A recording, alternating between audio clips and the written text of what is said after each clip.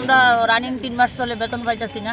আমরা তো দীর্ঘদিন ধরে কাজ করতেছি, সুলভ শ্রেণীর আন্ডারে কাজ করতে। যখন নতুন কোম্পানি লইছে আমরা পিএফ কাইটার 7,100 টাকা পাই, এটা আমরা চলে না, পুষে না। যাতে আমরা একটা নির্দিষ্ট টাইম হয় 5 তারিখের মধ্যে কিংবা 10 তারিখের মধ্যে যাতে প্রত্যেক মাসে বেতনটা দিয়ে দেয়।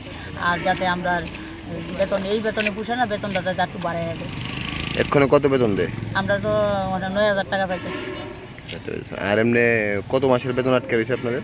হয়তো 2 মাসের বেতন আমরা 3 মাস রানিং চলে। 3 মাসের শেষ হওয়ার পরে যারা কোম্পানিকে জিজ্ঞাসা করছেন না? তো জিজ্ঞাসা করছি, মালিক কইতেছে বিল পাইছি না, বিল না পাইলে কইতে দিব। কোম্পানির জিজ্ঞাসা করছি, প্লাস এখানে আরমুজে যিনি তাইনে চালায় তাইনেরও জিজ্ঞাসা করছি।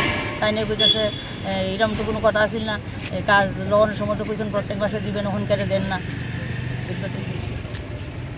এখন যাতে আমরা আপনাদের কাছে অনুরোধ, যাতে বেতনটা আমরা এই বেতন আপনার পুষে না, জিনিসপত্রের দাম বাড়ছে, গাড়ি ভাড়া বাড়ছে, আমরা যাতে বেতনটা 433 অনুযায়ী যাতে সময় মতো বেতন প্রতি মাসে 10 তারিখের মধ্যে যাতে দেওয়া হয়। 9,000 টাকা থেকে তো